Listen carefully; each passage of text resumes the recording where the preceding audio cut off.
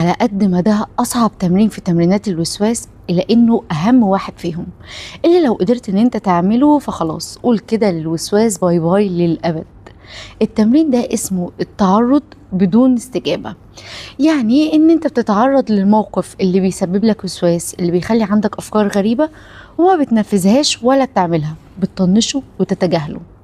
خلينا المرة دي ناخد مثال على الوسواس الديني.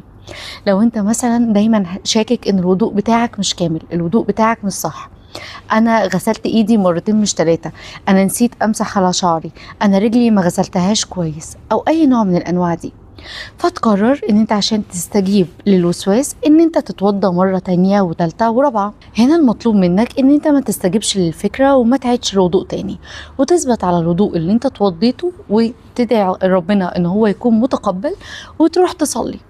عشان تساعد نفسك على الفكرة دي افتكر حديث الرسول عليه أفضل الصلاة والسلام: من زاد على ذلك فقد أساء وتعدى وظلم. اتقال الحديث ده عن الحد اللي بيحاول يزود على الوضوء وكأنه استغفر الله العظيم، بيعدل على الرسول أو بيعدل على ربنا وبيعدل على أحكام الوضوء، بأن هو شايف بدل ما يغسل إيده 3 طب ما نخليهم 4، بدل ما نتمضمض 3 طب ما نخليهم 5. فافتكر الحديث ده عشان يساعدك ويأكد لك ان لو انت بتعيد الوضوء علشان فاكر ان انت كده بتتقرب لربنا اكتر وبتحاول ان انت تتعبد اكتر، فانت ممكن تكون بتعمل حاجة غلط وانت مش حاسس. وكذلك لو انت بتحاول تعيد الصلاة اكتر من مرة عشان حاسس ان انت نسيت ركعة، قلت آية غلط، اي حاجة حصلت في الصلاة انت شاكك وانت متأكد وعارف ان الموضوع عندك وسواس، يعني ده ما بيجيلكش مرة انت شكيت في ركعة في الصلاة زي ما بيحصل معانا كلنا ان حصل سهو، لا ده انت دايما بيجيلك الشك ده، دايما بيحصل عندك ده.